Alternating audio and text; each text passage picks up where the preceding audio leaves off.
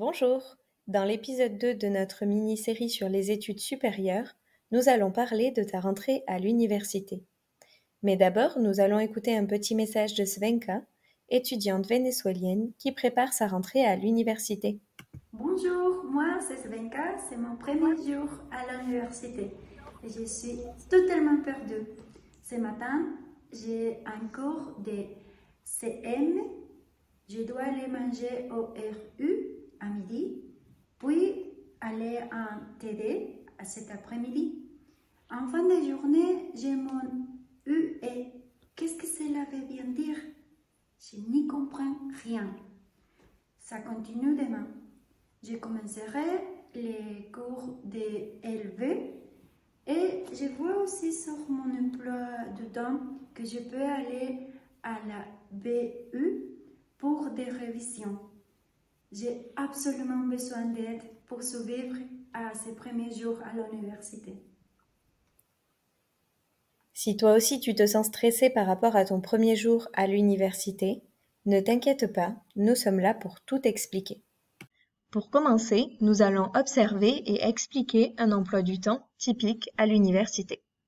Le lundi matin, de 8h30 à 10h30, tu as un CM de civilisation anglophone.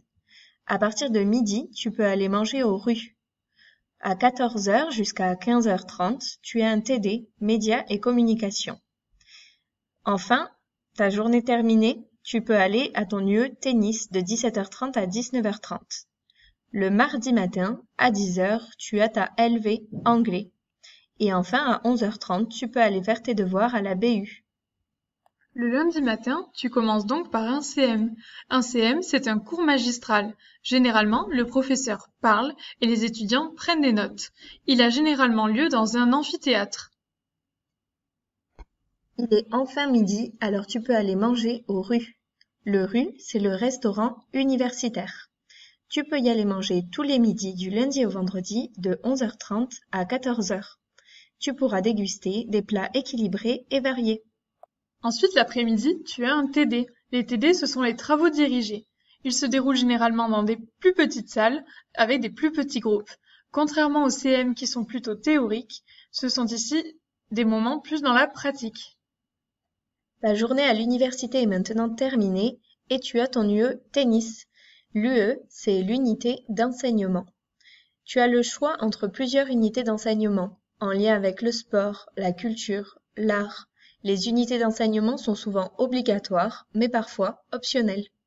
Mardi à 10h, tu as anglais. Il s'agit de ta LV. La LV, c'est la langue vivante. Souvent, tu peux la choisir. Selon les universités, tu as le choix entre l'anglais, l'espagnol, le portugais, le russe, le mandarin, l'italien, l'arabe et d'autres encore. Le mardi matin, comme tu as du temps libre, tu peux aller à la BU. La BU, c'est la bibliothèque universitaire. Tu peux aller faire tes devoirs, tu auras accès à des millions de livres, à des ordinateurs, à des salles de travail insonorisées. C'est vraiment super quand tu es en période de révision pour les examens. Merci beaucoup d'avoir regardé cet épisode. Maintenant que tu connais le lexique et la journée type d'un étudiant à l'université, tu peux vérifier ta compréhension grâce aux exercices qui te seront proposés en commentaire de cette vidéo. Enfin, si tu veux continuer à en apprendre plus, nous te retrouvons lors de l'épisode 3. À très bientôt. Attends, toi qui es curieux, si tu as envie de comprendre quelque chose d'un peu plus complexe, la vidéo continue et nous t'expliquons à présent comment calculer ta moyenne. Nous te parlons aussi des crédits ECTS et des différentes modalités d'évaluation. Les examens et la moyenne. Dans les universités françaises, le système de notation se fait sur 20 points.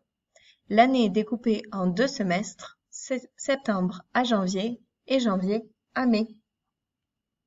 Il existe différentes modalités d'examen.